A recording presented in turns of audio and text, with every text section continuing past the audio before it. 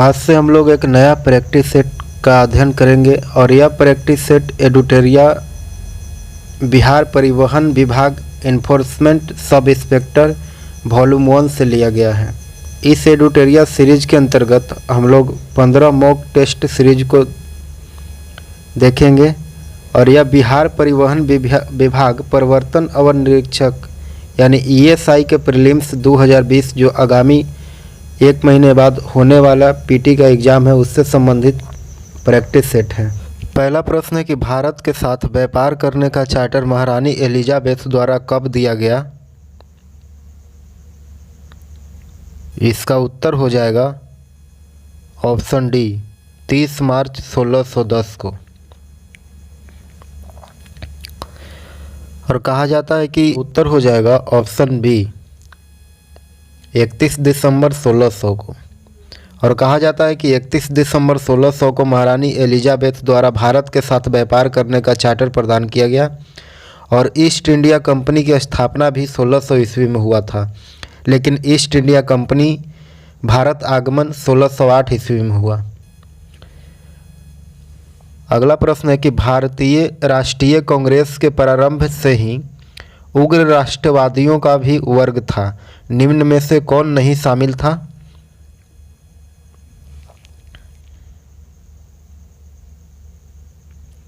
इसका उत्तर हो जाएगा ऑप्शन सी गोविंद रनाडे।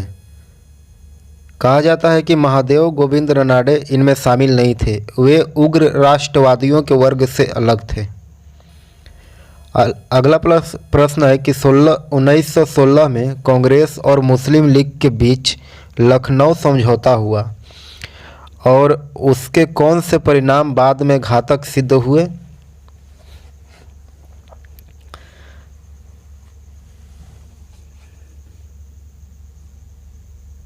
इसका उत्तर हो जाएगा ऑप्शन सी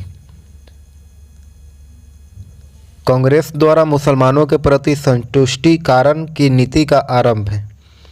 और कहा जाता है कि दोनों ही कांग्रेस और मुस्लिम लीग के समझौते के बाद संतुष्टिकरण की नीति आरंभ हुई और बाद में असहयोग आंदोलन में हिंदू मुस्लिम एकता प्रदर्शित हुई।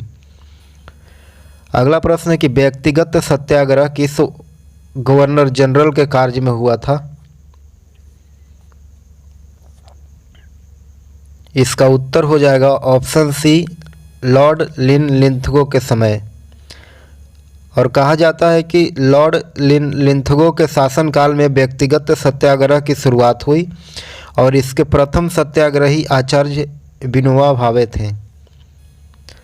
अगला प्रश्न है कि भारतीय राष्ट्रीय कांग्रेस के पूर्ववर्ती संस्थाओं में सबसे पहली और प्रमुख संस्था कौन सी थी? इसका सही उत्तर होगा option C British India association.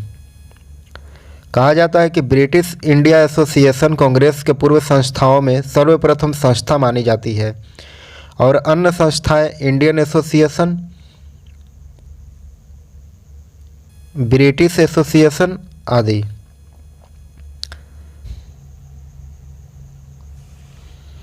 अगला प्रश्न है कि पूना समझौता किन दो पक्षों के बीच में हुआ था? इसका सही उत्तर हो जाएगा ऑप्शन सी दलित वर्ग और हिंदू नेताओं के बीच हुआ था पूना समझौता। दलित वर्ग और हिंदू नेताओं के बीच पूना समझौता 1932 में संपन्न हुआ और यह समझौता महात्मा गांधी और अंबेडकर के बीच संपन्न हुआ था। अगला प्रश्न है कि Dadabhai Naoroji British House of Commons के लिए चुने जाने वाले पहले भारतीय थे और उन्होंने किस पार्टी के टिकट पर चुनाव जीता था? इसका सही उत्तर हो जाएगा ऑप्शन डी लिबरल पार्टी के टिकट पे। कहा जाता है कि दादा भाई नौरोजी 1892 में लिबरल पार्टी के टिकट पर ब्रिटिश हाउस ऑफ कॉमन्स के लिए निर्वाचित हुए थे। अगला प्रश्न है कि ब्रिटिश संसद ने भारत स्वतंत्रता कानून 1947 पारित किया।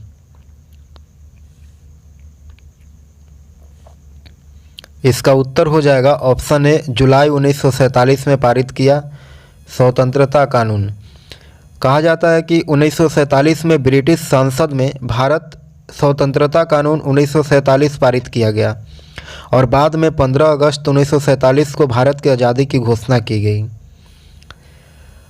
अगला प्रश्न है कि मुस्लिम लीग ने पाकिस्तान की मांग आधिकारिक तौर पर कब किया? इसका सही उत्तर हो जाएगा ऑप्शन सी, मार्च 1940 में।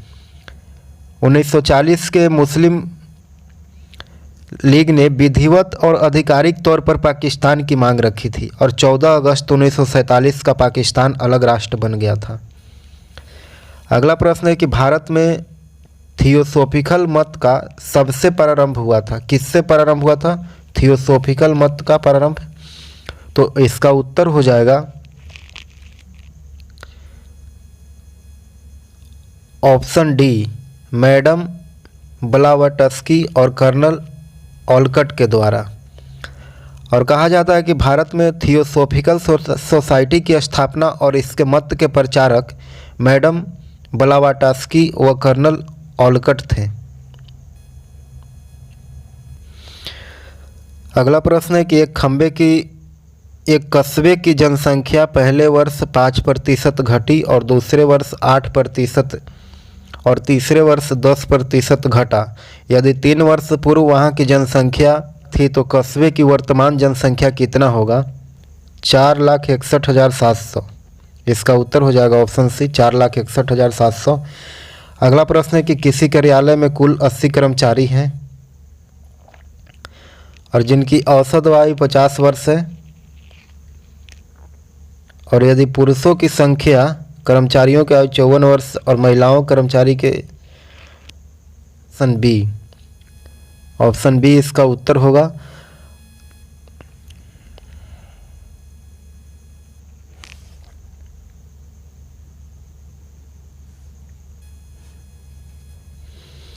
अगला प्रश्न भी, किसी वार्षिक चक्रवृद्धि ब्याज की दर 2 वर्ष में कोई? Option D 25%।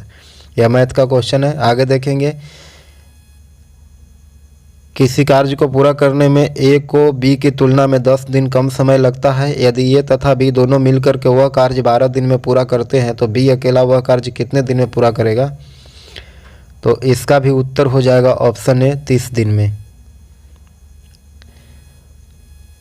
अगला प्रश्न है कि बराबर परिणाम वाले एक वर्ग तथा एक आयत के क्षेत्रफल के क्रमशः एस और आर में व्यक्त किया जाता है। तो एक सही क्या होगा? तो यह रीजनिंग का क्वेश्चन है। तो रीजनिंग के क्वेश्चन, तो इसका उत्तर क्या होगा? इसका उत्तर हो जाएगा ऑप्शन डी। अगला प्रश्न है कि हाल ही में सुर्खियों में रहा बोगनविल किस देश से संबंधित है? बोगनविल, इसका उत्तर हो जाएगा option B, Papua New Guinea से। कहा जाता है कि बोगनविल प्रशांत महासागर स्थित पापुआ न्यू गिनी का हिस्सा था और बोगनविल के पापुआ न्यू गिनी से अलग होने के प्रस्ताव स्वीकार कर लिया गया। अब बोगनविल एक नया देश होगा। अगला प्रश्न है कि सुनहरा रेशा होता है। सुनहरा रेशा क्या होता है? इसका सही उत्तर हो जाएगा ऑप्शन सी, जूट जो है वह सुनहरा रेशा होता है। जूट पटसन को भी कहा जाता है और इसके तने से पत्तियां अलग करके पानी में गट्ठर बांध करके सड़ने के लिए डाल दिया जाता है और इसके बाद रेशे को पौधे से अलग कर दिया जाता है। अगला प्रश्न है कि न्यू कैसल पोर्ट जो दुनिया का सबसे बड़ा कोयला निर्यात बंदरगाह है, यह किस देश में स्थित है? इसका सही उत्तर होगा ऑप्शन बी, ऑस्ट्रेलिया में। कहा जाता है कि न्यू कैसल पोर्ट हंटर नदी के तट पर अवस्थित है और यह विश्व का सबसे बड़ा कोयला निर्यातक बंदरगाह है जो ऑस्ट्रेलिया में है। अगला प्रश्न है कि देशांतर रेखाओं के संबंध में कौन सही है? तो इसका उत्तर हो जाएगा ऑप्शन डी, देशांतर के मध्य सर्वाधिक दूरी विषुवत रेखा पर होती है। ऑप्शन डी इसका सही उत्तर हो जाएगा। और कहता है कि उत्तरी ध्रुव तथा दक्षिणी ध्रुव को मिलाने वाली काल्पनिक रेखा है देशांतर रेखा और इसकी कुल संख्या 360 होता है और देशांतर समय के मान को दर्शाता है। 2 देशांतर के मध्य दूरी विषुवत रेखा की तरफ बढ़ने पर बढ़ती है। अगला प्रश्न है कि धूपगढ़ी चोटी किस श्रेणी की सर्वोच्च चोटी है? धूपगढ़ी चोटी, इसका सही उत्तर हो जाएगा ऑप्शन ए सतपुड़ा के। कहा जाता है कि धूपगढ़ी चोटी सतपुड़ा श्रेणी के सर्वोच्च चोटी है और यह पंचमढ़ी में स्थित है और सतपुड़ा श्रेणी के विस्तार मध्य प्रदेश व महाराष्ट्र राज्य में है और इसके उत्तर में नर्मदा नदी तथा दक्षिण में ताप्ती नदी बहती है। अगला प्रश्न है कि निम्न में से कौन सा नदी अपने मार्ग बदलने के लिए प्रख्यात है? तो यह बिहार का नदी है कोसी नदी। ऑप्शन बी सही उत्तर होगा कोसी नदी। यह मार्ग बदलने एवं भयंकर बाढ़ के लिए प्रख्यात है और इसी कारण से कोसी को बिहार का शोक कहा जाता है और बिहार की इस प्रमुख नदी का उद्गम नेपाल में होता है तथा बिहार में यह कुर्सेला के पास गंगा में मिल जाती है। अगला प्रश्न है कि किस मृदा प्रारूप में लोहे के अतिरिक्त मात्रा होने के कारण? इसका उत्तर हो जाएगा ऑप्शन सी लेटेराइट। कहा जाता है कि लेटेराइट मिट्टी में लोहे की मात्रा पाई जाती है और लेटेराइट मिट्टी लोहे की अधिक मात्रा के कारण उर्वरक नहीं रह पाती है। अगला प्रश्न है कि मिश्रित कृषि में सम्मिलित होता है। तो मिश्रित कृषि में क्या सम्मिलित होता है? इसका सही उत्तर हो जाएगा ऑप्शन डी फसलों के साथ पशुपालन करना भी मिश्रित कृषि में सम्मिलित होता है। कहा जाता है कि कई तरह के फसलों के साथ साथ पशुपालन का कार्य भी करना जिससे कि किसानों की स्थिति में सुधार हो, उसे मिश्रित कृषि के अंतर्गत रखते हैं। अगला प्रश्न है कि भारत का सबसे पुराना तेल भंडार कहाँ स्थित है? इसका सही उत्तर हो जाएगा ऑप्शन डी डिगबोई में। भारत का सबसे पुराना तेल भंडार असम के डिगबोई में स्थित है और यह ब्रह्मपुत्र घाटी का तेल भंडार है और अलंकलेश्वर जो है अलंकलेश्वर कोयली गुजरात में स्थित है तथा मुंबई हाई महाराष्ट्र में स्थित है। जो मुंबई हाई ऑप्शन बी है वह महाराष्ट्र में स्थित है। अगला प्रश्न है कि निम्नलिखित में से कौन जोवियन ग्रह नहीं है? जोवियन ग्रह कौन नहीं है? तो इसका उत्तर हो जाएगा ऑप्शन ए शुक्र जो है वह जोवियन ग्रह नहीं है। कहा जाता है कि बृहस्पति, शनि एवं यूरेनस एवं नेपच्यून ग्रहों को बड़े आकार के कारण जोवियन ग्रह कहा जाता है और जोवियन का अर्थ होता है बृहस्पति ग्रह के समान। बुध, शुक्र, मंगल एवं पृथ्वी को पार्थिव ग्रह भी कहा जाता है।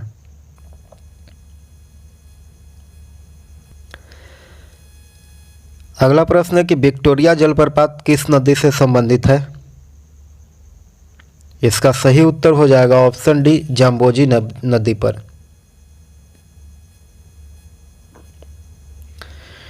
और विक्टोरिया जलप्रपात के बारे में कहा जाता है कि यह दक्षिण मध्य अफ्रीका में जाम्बिया यानी जिम्बाब्वे की सीमा पर जाम्बोजी नदी पर स्थित है और विक्टोरिया झील भी अफ्रीका महादेश में है जो कि युगांडा, तंजानिया, केन्या के मध्य स्थित है जिससे नील नदी का उद्गम होता है और विक्टोरिया झील द्वीप कनाडा में स्थित है।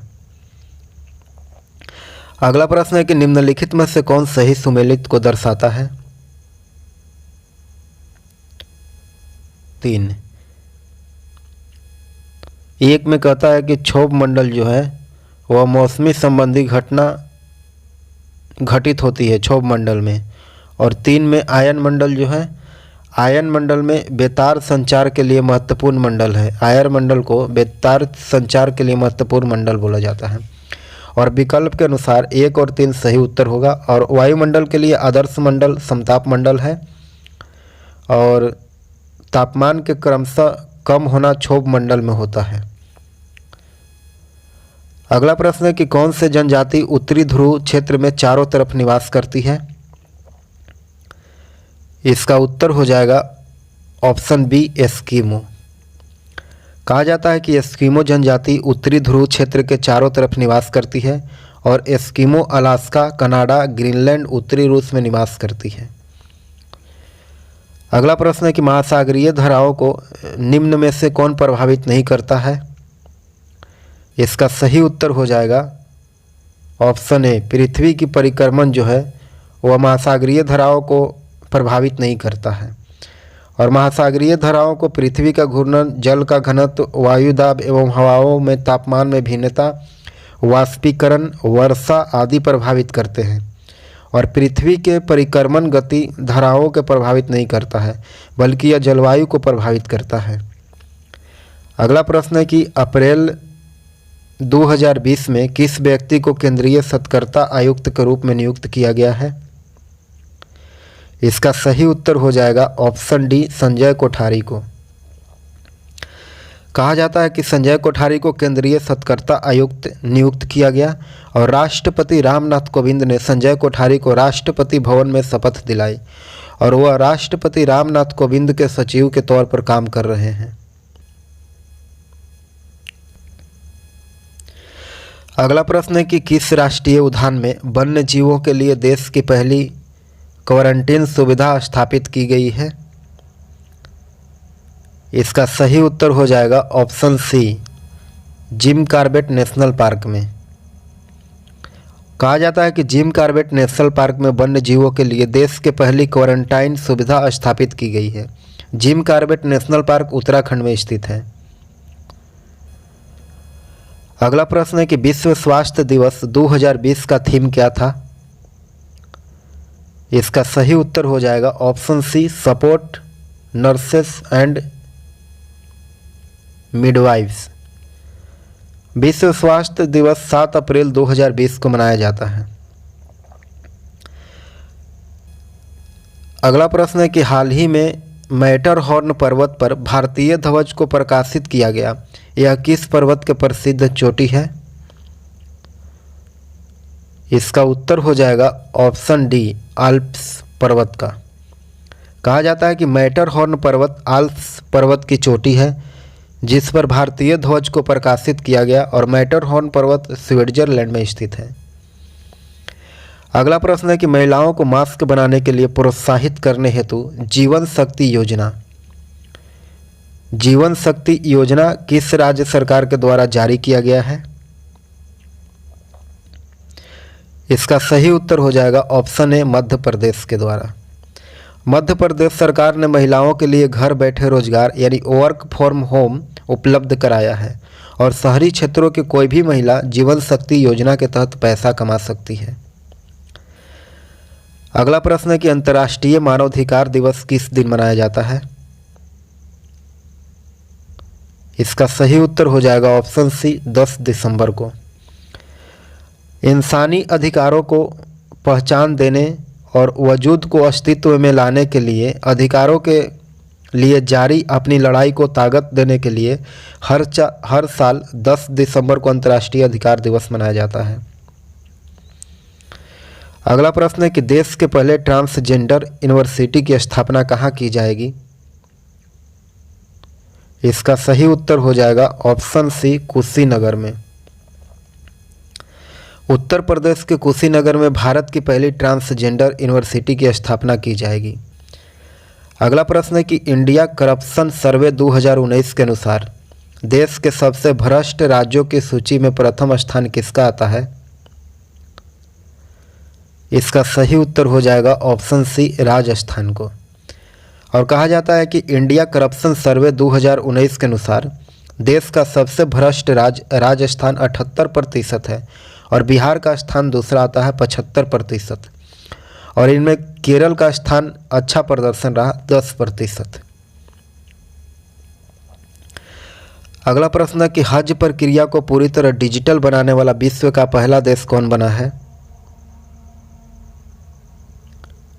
इसका सही उत्तर हो जाएगा ऑप्शन ए, भारत।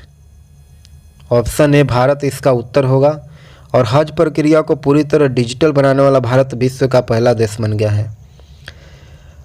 अगला प्रश्न है कि पुरुष हॉकी विश्व कप 2023 किस देश में प्रस्तावित है? इसका उत्तर हो जाएगा ऑप्शन डी, भारत में। कहा जाता है कि पुरुष हॉकी विश्व कप 2023 का आयोजन भारत में किया जाएगा और महिला हॉकी विश्व कप 2022 का आयोजन स्पेन व नीदरलैंड में किया जाएगा। अगला प्रश्न है कि दिसंबर 2019 को बिहार के मुख्यमंत्री नीतीश कुमार ने जल जीवन हरियाली मिशन जल जीवन हरियाली मिशन, जल जीवन हरियाली मिशन की शुरुआत किस जिले से की है? इसका सही उत्तर हो जाएगा ऑप्शन सी, पश्चिम चंपारण से। कहा जाता है कि जल जीवन हरियाली मिशन की शुरुआत पश्चिम चंपारण से किया गया और इसके तहत 24,000 करोड़ रुपए आवंटित किए गए हैं। अगला प्रश्न है कि ड्रीम्स ऑफ अ विलियंस पुस्तक किसके द्वारा लिखा गया है? ड्रीम्स ऑफ अ विलियंस पुस्तक बोरिया मजुमदार और नलिन मेहता के द्वारा लिखा गया। इसका सही उत्तर हो जाएगा ऑप्शन डी, ए और बी दोनों। अगला प्रश्न है कि मई 2020 में किस राज्य के प्रसिद्ध मूर्ति कला को जीआई टैग प्रदान किया गया है?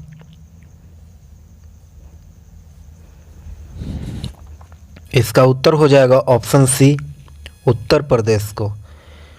उत्तर प्रदेश के प्रसिद्ध मूर्तिकला गोरखपुर टेराकोटा के जीआई टैग प्रदान किया गया है। अगला प्रश्न है कि बजट 2020-21 के तहत केरोसिन और पेट्रोल के निर्भरता को दूर करने के लिए किस कार्यक्रम की शुरुआत की गई है? तो इसका सही उत्तर हो जाएगा ऑप्शन डी, कुसुम योजना। ऑप्शन डी इसका उत्तर होगा, कुसुम योजना को।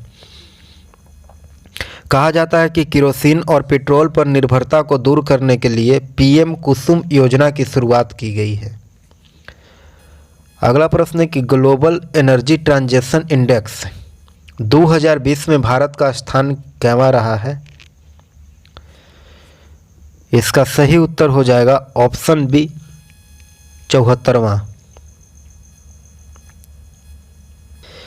और कहा जाता है कि ग्लोबल एनर्जी ट्रांजिशन इंडेक्स 2020 में जारी किए गए भारत का स्थान 74वां स्थान रहा और 2019 में भारत का 76वां स्थान था और इनमें प्रथम स्थान पर स्वीडन को प्राप्त हुआ है। अगला प्रश्न है कि रणजी ट्रॉफी 2020 के विजेता कौन रहा? इसका उत्तर हो जाएगा option C, Saurashtra. Ranji trophy 2020 के विजेता सौराष्ट्र रहा।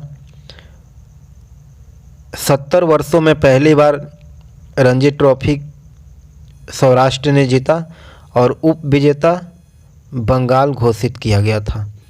अगला प्रश्न है कि किस अंतर्राष्ट्रीय एजेंसी ने मई 2020 में पहली बार अंतरिक्ष यात्रियों को अंतर्राष्ट्रीय अंतरिक्ष स्टेशन भेजने का लक्ष्य रखा था?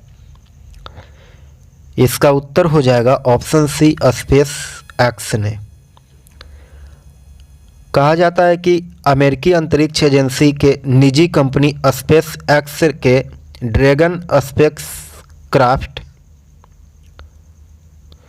2 अंतरिक्ष यात्रियों को लेकर के अंतरिक्ष स्टेशन के लिए 31 मई को सफलतापूर्वक उड़ान भर ली है। अगला प्रश्न है कि भारतीय चिकित्सक अनुसंधान परिषद यानी ICMR द्वारा गठित राष्ट्रीय कार्यबल योजना कोरोना वायरस के लिए किस दवा का सिफारिश की गई है? इसका उत्तर हो जाएगा ऑप्शन ए,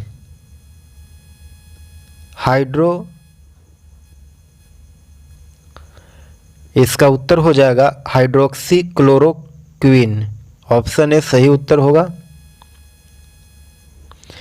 और कहा जाता है कि भारतीय चिकित्सक अनुसंधान परिषद द्वारा गठित राष्ट्रीय कार्यबल ने कोरोना वायरस के इलाज के लिए हाइड्रोक्सीक्लोरोक्विन नामक दवा की सिफारिश की और ICMR का मानना है कि यह दवा कोविड-19 के मरीजों के इलाज के लिए कारगर पाई गई है। अगला प्रश्न है कि मार्च 2020 में राष्ट्रपति रामनाथ कोविंद ने किस पूर्व मुख्य न्यायाधीश को राज्यसभा के लिए मनोनीत किया है?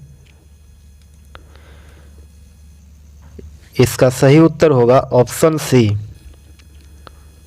रंजन गोगोई को। ऑप्शन सी इसका उत्तर होगा।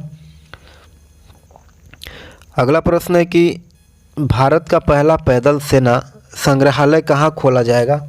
इन्फेंट्री कहाँ खोला जाएगा? इसका उत्तर हो जाएगा ऑप्शन बी, इंदौर में। कहा जाता है कि इंदौर के महू में देश का पहला और दुनिया का दूसरा इन्फेंट्री पैदल सेना का म्यूजियम खोला जाएगा और इसमें इन्फेंट्री में 1747 से लेकर के 2020 तक के गौरवशाली इतिहास, शौर्य व वीर सैनिक के बलिदान के 3D प्रिंटर और हाथों से बने इंसान की तरह हूबहू दिखने वाले स्टैचू यानी मुरल्स व फोटो के गैलरी में संयोजा जाएगा। अगला प्रश्न है कि हाल ही में उत्तराखंड सरकार ने किस शहर को उत्तराखंड के ग्रीष्मकालीन राजधानी बनाने की घोषणा की है?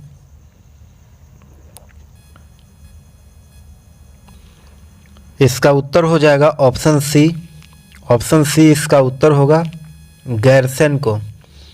कहा जाता है कि उत्तराखंड सरकार ने गैरसैंण को उत्तराखंड के ग्रीष्मकालीन राजधानी बनाने की घोषणा की है और गैरसैंण चामोली जिले में स्थित तहसील है। अगला प्रश्न है कि प्रकाश क्या है? तो इसका उत्तर हो जाएगा ऑप्शन डी, उपयुक्त में सभी। ऑप्शन ए है कि यह विद्युत चुंबकीय तरंग है और ऑप्शन बी है कि यह एक कण प्राकृति है और ऑप्शन सी यह ऊर्जा का एक रूप है। प्रकाश जो है यह ऊर्जा का एक रूप है। अगला प्रश्न है कि बायोगैस संयंत्र में निम्नलिखित में से कौन सी प्रक्रिया होती है? इसका उत्तर हो जाएगा ऑप्शन ए, किण्वन। कहा जाता है कि बायोगैस संयंत्र में घरेलू कचरा व जानवरों के अवशिष्ट का उपयोग होता है और जिसमें किण्वन के द्वारा उन अवशिष्टों से गैस का निर्माण होता है। ऑप्शन ए सही उत्तर हो जाएगा। अगला प्रश्न है कि एक वर्ग में ऊपर से नीचे की ओर आने पर परमाणु का आकार क्या होगा? बढ़ेगा, घटेगा या फिर वही रहता है या फिर इसका पता नहीं लगाया जा सकता है। तो इसका सही उत्तर क्या होगा? तो इसका सही उत्तर देखते हैं, ऑप्शन ए हो जाएगा। कहा जाता है कि वर्ग में ऊपर से नीचे आने पर परमाणु संख्या बढ़ती है और इसलिए परमाणु का आकार ऊपर से नीचे जाने पर बढ़ता है। अगला प्रश्न है कि वायुमंडल में प्रकाश के विसरण का क्या कारण है? इसका सही उत्तर हो जाएगा ऑप्शन बी, धूलकण। और वायुमंडल में प्रकाश के विसरण का प्रमुख कारण वायुमंडल में उपस्थित धूलकण ही है। अगला प्रश्न है कि किसी भी यौगिकों का ऑक्सीकरण संख्या क्या होता है? इसका उत्तर हो जाएगा ऑप्शन डी, 0। कहा जाता है कि किसी भी यौगिक में उपस्थित सभी परमाणुओं के ऑक्सीकरण संख्या का योग 0 होता है। अगला प्रश्न है कि सर्प विषरोधी सुई किस तत्व के एक यौगिक है? इसका उत्तर हो जाएगा ऑप्शन ए, स्वर्ण यौगिक का। कहा जाता है कि ऑरिक क्लोराइड से बनता है सर्प विषरोधी सुई। अगला प्रश्न है कि दाब के विमीय सूत्र क्या होता है?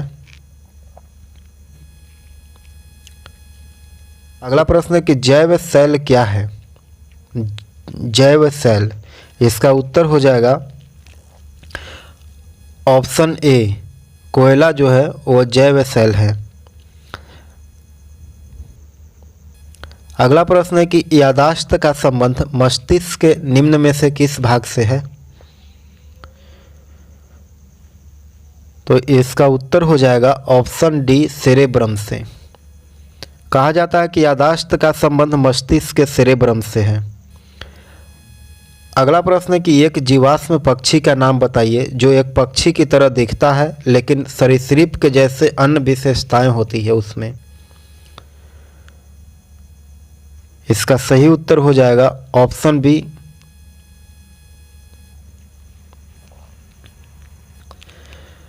इसका उत्तर हो जाएगा ऑप्शन बी, आर्कियोपेक्टेरिक्स। और इसके बारे में कहा जाता है कि आर्कियोपेक्टेरिक्स एक जीवाश्म पक्षी है जो एक पक्षी की तरह दिखता है लेकिन इसमें कई अन्य विशेषताएं हैं जो सरीसृप में पाई जाती है। अगला प्रश्न है कि मानव शरीर में सर्वाधिक मात्रा में पाया जाने वाला तत्व कौन सा है? तो इसका उत्तर हो जाएगा ऑप्शन बी, O2। O2 जो है वह मानव शरीर में सर्वाधिक मात्रा में पाया जाने वाला तत्व है। और कहा जाता है कि मानव शरीर में O2 65% और कार्बन कार्बन ऑप्शन डी में दिया गया है। कार्बन जो है वह 18% और हाइड्रोजन 10% पाया जाता है। सबसे ज़्यादा O2 पाया जाता है, ऑक्सीजन 65%। अगला प्रश्न है कि परिपथ के किन्हीं दो बिंदुओं के बीच विभवांतर मापने के लिए किसका प्रयोग किया जाता है? इसका उत्तर हो जाएगा ऑप्शन बी, वोल्टमीटर का। और कहा जाता है कि यह एक उच्च प्रतिरोध वाला धारामापी है और इसका प्रयोग परिपथ के किन्हीं दो बिंदुओं के बीच विभवांतर मापने के लिए किया जाता है और इसे उन बिंदुओं के बीच विभवांतर क्रम में जोड़ते हैं जिनके बीच विभवांतर की माप करनी होती है और एक आदर्श वोल्टमीटर का प्रतिरोध अनंत होना चाहिए। अगला प्रश्न है सुमेलित करना है। तो नीचे दिए गए कूट से सही उत्तर को चुन करके इसको सुमेलित करना है। तो इसका उत्तर हो जाएगा पहला में दिया गया इलेक्ट्रॉन। इलेक्ट्रॉन के खोजकर्ता कौन थे? तो इसका उत्तर हो जाएगा ऑप्शन 1 का ऑप्शन 3 जे थॉमसन। और दूसरा में दिया गया प्रोटॉन। प्रोटॉन के खोजकर्ता कौन थे? तो प्रोटॉन के हो जाएगा गोल्डस्टीन, ऑप्शन 1। और ऑप्शन सी न्यूट्रॉन। न्यूट्रॉन के सही उत्तर हो जाएगा जेम्स चैडविक। और ऑप्शन डी पॉजिट्रॉन। पॉजिट्रॉन के खोजकर्ता कौन थे? तो इसका हो जाएगा ऑप्शन 4 एंडरसन। इसका सही उत्तर हो जाएगा ऑप्शन सी 3, 1, 2, 4।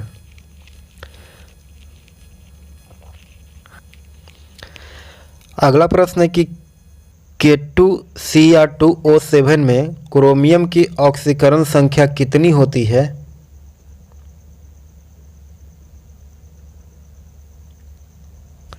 तो इसका सही उत्तर हो जाएगा ऑप्शन ए 6। अगला प्रश्न है कि जंतुओं तथा पादपों के मृत अवशेषों को सड़ने या फिर गलने में क्या अंतर होता है? तो इसका उत्तर हो जाएगा ऑप्शन डी, बी और सी दोनों। बी में कहता है कि रासायनिक परिवर्तन और सी में किण्वन। कहा जाता है कि विभिन्न प्रकार के सूक्ष्म जीवों की उपस्थिति में कई कार्बनिक यौगिक नए यौगिक में परिवर्तन हो जाते हैं और इस प्रक्रिया को किण्वन कहते हैं और यह एक रासायनिक परिवर्तन है। और जंतुओं और पौधों को मृत अवशेषों का सड़ना या फिर गलना किण्वन के कारण होता है। अगला प्रश्न है कि निम्नलिखित में से कौन आनुवांशिक रोग नहीं है? आनुवांशिक रोग कौन नहीं है? ऑप्शन में दिया गया है।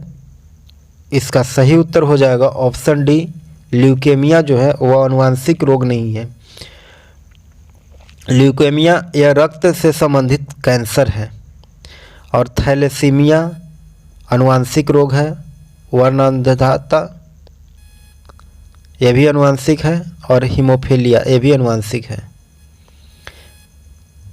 अगला प्रश्न है कि किस अधिनियम द्वारा सांप्रदायिक आधार पर सिखों, भारतीय ईसाइयों, एंग्लो भारतीयों और यूरोपियों के लिए पृथक निर्वाचन के सिद्धांत को विस्तारित किया गया?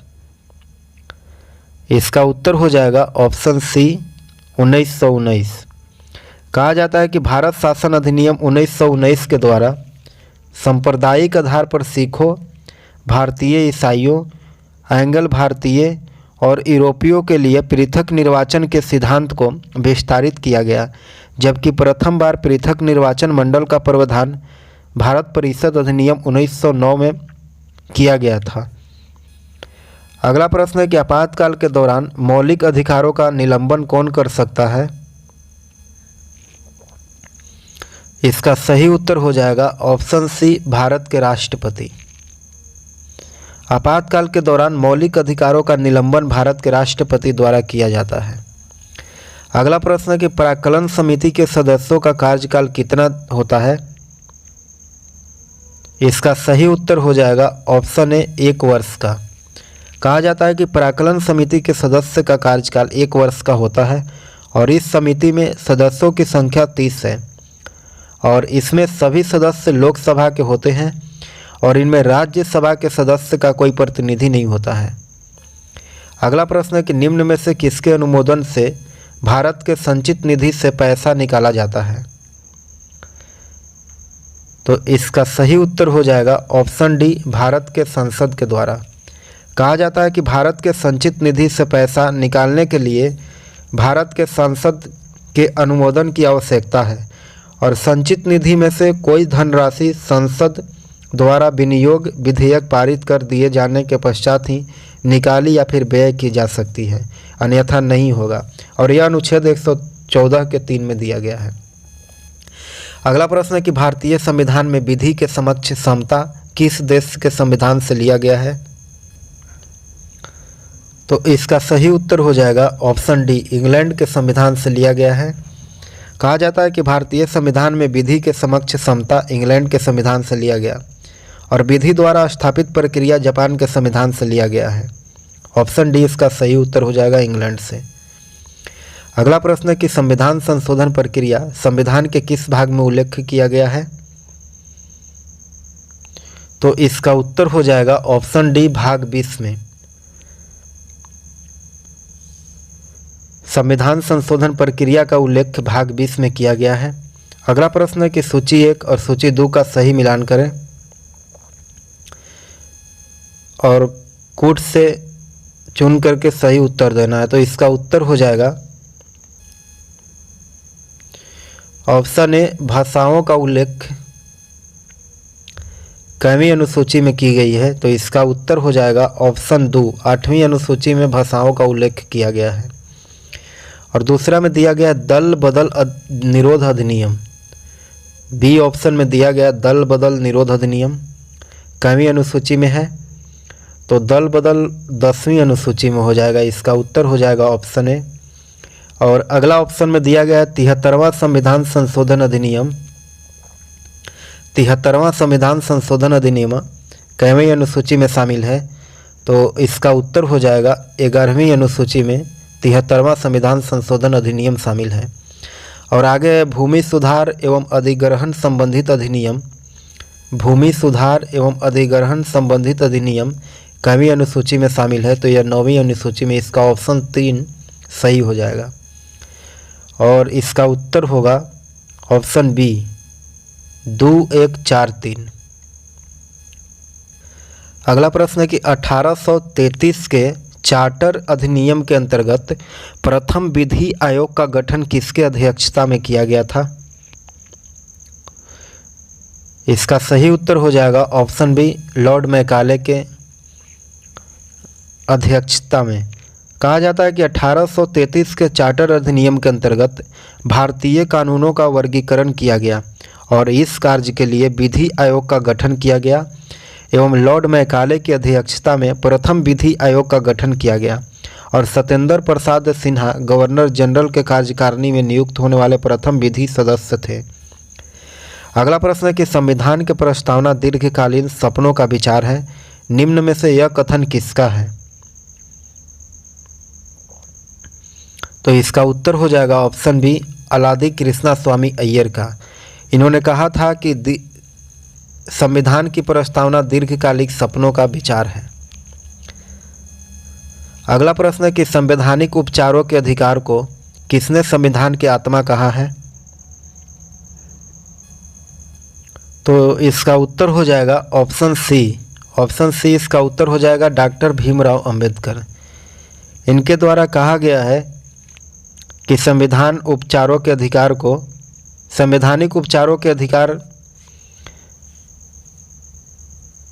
अनुच्छेद 32 में इसका वर्णन किया गया है और ये डॉक्टर भीमराव अंबेडकर के द्वारा कहा गया है कि संवैधानिक उपचारों का अधिकार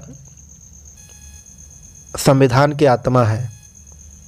अगला प्रश्न है कि कितनी बार बिहार में स्वतंत्रता के उपरांत राष्ट्रपति शासन लगाया गया? इसका उत्तर हो जाएगा ऑप्शन डी, 8 बार। बिहार में कुल 8 बार राष्ट्रपति शासन लगाया गया और पहली बार 1968 में तथा अंतिम बार 2005 में लगाया गया था। अगला प्रश्न है कि भारत पर हुनों का प्रथम हमला किस शासक के समय हुआ? इसका सही उत्तर हो जाएगा ऑप्शन सी, स्कंदगुप्त के समय। कहा जाता है कि हुनों का भारत पर प्रथम हमला स्कंदगुप्त के शासनकाल में हुआ एवं इन्होंने भारत की रक्षा हुनों से की थी। अगला प्रश्न है कि महाद्वीपीय विस्थापन सिद्धांत के अनुसार भारत का विस्तार किस ओर हुआ था। इसका सही उत्तर हो जाएगा ऑप्शन ए उत्तर की ओर। कहा जाता है कि वेगनर का महाद्वीपीय विस्थापन सिद्धांत के अनुसार भारत का विस्तार उत्तर की ओर हुआ था। अगला प्रश्न है कि ऐहोल अभिलेख किस शासक से संबंधित है। इसका उत्तर हो जाएगा ऑप्शन सी पुलकेशिन द्वितीय से संबंधित है। ऐहोल अभिलेख पुलकेशिन द्वितीय से संबंधित है और इस अभिलेख से हर्षवर्धन व पुलकेशिन द्वितीय के बीच युद्ध का भी पता चलता है और इस अभिलेख के रचयिता रवि कीर्ति हैं। अगला प्रश्न है कि सत्यमेव जयते किस उपनिषद से संग्रहित है। तो इसका सही उत्तर हो जाएगा ऑप्शन डी मुंडको उपनिषद से। अगला प्रश्न है कि महात्मा बुद्ध का जीवन वृत्त है, इसका किस शाखा से संबंधित है। तो इसका उत्तर हो जाएगा ऑप्शन ए महायान शाखा से और महायान संप्रदाय से महावस्तु ग्रंथ संबंधित है। अगला प्रश्न है कि अकबर द्वारा बनाए गए उपासना भवन का क्या नाम था। अकबर द्वारा बनाए गए उपासना भवन के नाम हो जाएगा इबादत खाना। ऑप्शन सी सही उत्तर हो जाएगा। अगला प्रश्न है कि सुप्रसिद्ध संगीतकार तानसेन और बैजू बावरा किसके शासनकाल में सुविख्यात थे। इसका सही उत्तर हो जाएगा ऑप्शन सी अकबर के शासनकाल में और कहा जाता है कि तानसेन और बैजू बावरा प्रसिद्ध संगीतकार थे। अगला प्रश्न है कि यदि ब्याज भुगतान राजकोषीय घाटे से हटाया जाता है तो शेष राशि के बराबर क्या होगा। इसका उत्तर हो जाएगा ऑप्शन सी प्राथमिक घाटा। और प्राथमिक घाटा किसको बोलते हैं कि जब शेष राशि ब्याज के भुगतान राजकोषीय घाटे से हटाया जाता है तो वह प्राथमिक घाटा के श्रेणी में आता है। अगला प्रश्न कि सेवाओं पर कर लगाने की सिफारिश सर्वप्रथम किस समिति ने की थी। इसका उत्तर हो जाएगा ऑप्शन डी चिलैया समिति ने। और सेवाओं पर कर लगाने का सिफारिश सर्वप्रथम चिलैया समिति ने की थी और भारत में सर्वप्रथम वर्ष 1994-95 में 3 सेवाओं पर कर लगाया गया था, जैसे टेलीफोन, बीमा और शेयर बाजार सेवा कर लगाया गया था। अगला प्रश्न है कि निम्न में से कौन सी क्रांति प्याज, औषधि, झींगा उत्पादन से संबंधित है। इसका सही उत्तर हो जाएगा ऑप्शन सी गुलाबी क्रांति जो है वह प्याज, औषधि और झींगा उत्पादन से संबंधित है। अगला प्रश्न है कि निम्नलिखित में से किन 2 संस्थानों के ब्रेटन वुड्स जुड़वा के नाम से जाना जाता है। इसका उत्तर हो जाएगा ऑप्शन सी IMF और विश्व बैंक। IMF और विश्व बैंक की स्थापना 1945 में ब्रेटन वुड सम्मेलन के आधार पर की गई थी, जो 1944 में आयोजित किया गया था और इसलिए 2 संगठन एक साथ ब्रेटन वुड्स जुड़वा के नाम से भी जाने जाते हैं। अगला प्रश्न है कि किस वर्ष भारतीय रिजर्व बैंक का राष्ट्रीयकरण किया गया था। इसका उत्तर हो जाएगा ऑप्शन बी 1949 में।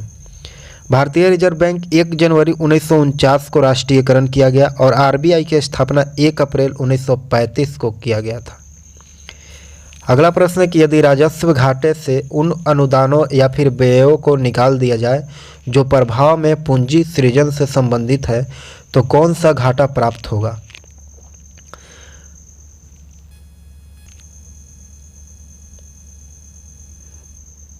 इसका उत्तर हो जाएगा ऑप्शन डी बजटीय घाटा। कहा जाता है कि प्रभावी राजस्व घाटा की अवधारणा की शुरुआत 2011-12 के केंद्रीय बजट से की गई थी और यदि राजस्व घाटे के अनुदान और व्यय को निकाल दिया जाए तो जो प्रभाव पूंजी सृजन से संबंधित है, जो प्रभाव राजस्व घाटा प्राप्त होता है, तो प्रभावी राजस्व घाटा माइनस पूंजी संपत्ति सृजन से संबंधित अनुदान हो जाएगा। इसका उत्तर हो जाएगा ऑप्शन सी, प्रभावी राजस्व घाटा। ऑप्शन सी इसका उत्तर हो जाएगा, प्रभावी राजस्व घाटा। प्रश्न है कि निम्न में से कौन सुमेलित नहीं है।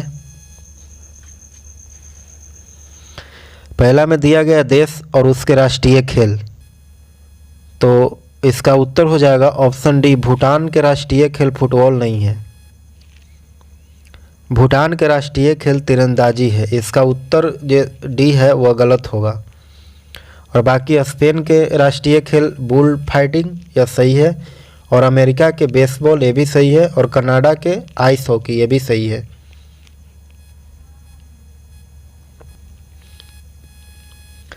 अगला प्रश्न है कि भारत में आयकर है। भारत में आयकर क्या है। इसका उत्तर हो जाएगा ऑप्शन बी, प्रत्यक्ष और प्रगतिशील कर। ऑप्शन बी सही उत्तर हो जाएगा।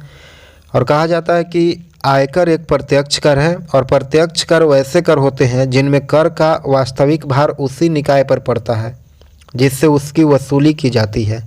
और भारत में आयकर एक प्रगतिशील कर है, अर्थात जैसे जैसे आय में वृद्धि होती है कर का भार बढ़ता जाता है। अगला प्रश्न है कि राष्ट्रीय आय में कृषि का योगदान। राष्ट्रीय आय में कृषि का योगदान क्या है, तो इसका उत्तर हो जाएगा ऑप्शन ए, गिर रहा है। राष्ट्रीय आय में कृषि का योगदान जो है वह गिर रहा है।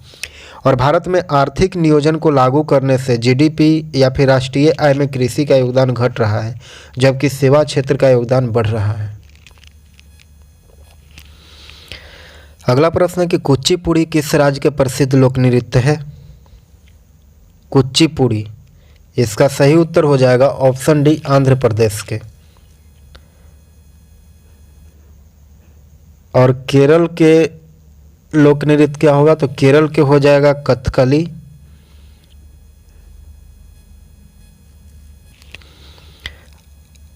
अगला प्रश्न है कि हरमनप्रीत कौर का संबंध किस खेल से है। हरमनप्रीत कौर, इसका उत्तर हो जाएगा ऑप्शन ए, क्रिकेट से। अगला प्रश्न है कि भारत वन स्थिति रिपोर्ट 2019 के अनुसार वन क्षेत्र में वृद्धि करने वाला शीर्ष राज्य क्रमशः कौन है। इसका सही उत्तर हो जाएगा ऑप्शन डी, कर्नाटक, मध्य प्रदेश और केरल। कहा जाता है कि वन स्थिति रिपोर्ट 2019 के अनुसार भारत में सर्वाधिक वन क्षेत्र मध्य प्रदेश में तथा सर्वाधिक वनावरण प्रतिशत मिजोरम राज्य में है, जबकि वन क्षेत्र में वृद्धि करने वाला राज्य क्रमशः कर्नाटक, आंध्र प्रदेश तथा केरल है। अगला प्रश्न है कि अंतर्राष्ट्रीय पुरुष हॉकी मैच में एम्पायरिंग करने वाला विश्व के पहली महिला कौन बनी है। इसका उत्तर हो जाएगा ऑप्शन सी, एलेसा न्यूमैन। ऑस्ट्रेलिया के एलेसा न्यूमैन अंतर्राष्ट्रीय पुरुष हॉकी मैच में एम्पायरिंग करने वाली पहली महिला बन गई। और क्लेयर पोलोसाक पुरुषों के वनडे मैच में एम्पायरिंग करने वाली प्रथम महिला बनी है।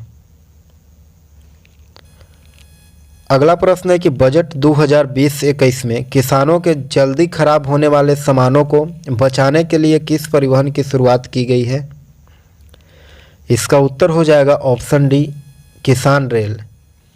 कहा जाता है कि किसानों के जल्दी खराब होने वाले फसलों को बचाने के लिए किसान रेल नामक तेज परिवहन की शुरुआत की गई है। अगला प्रश्न है कि नागरिकता संशोधन विधेयक कितने समुदाय के नागरिकता देगा। तो इसका उत्तर हो जाएगा ऑप्शन सी, 6 समुदाय के नागरिकों को। नागरिकता संशोधन विधेयक पाकिस्तान, बांग्लादेश और अफगानिस्तान से आए 6 समुदाय जिसमें हिंदू, बौद्ध, सिख, जैन, पारसी, ईसाई आदि शामिल हैं। अगला प्रश्न है, अंतिम प्रश्न कि निम्नलिखित युद्धाभ्यास में कौन सुमेलित नहीं है। इसका सही उत्तर हो जाएगा ऑप्शन सी, माइनेक्स भारत और म्यांमार। ये सही नहीं है। माइनेक्स भारत और जापान के 9 सैनिक युद्धाभ्यास है। और दिसंबर 2019 में इसका आयोजन कोच्चि में किया गया था, माइनेक्स का। आप हमारे चैनल पर नए हैं तो आप हमारे चैनल को सब्सक्राइब करें, लाइक करें और शेयर करें। धन्यवाद।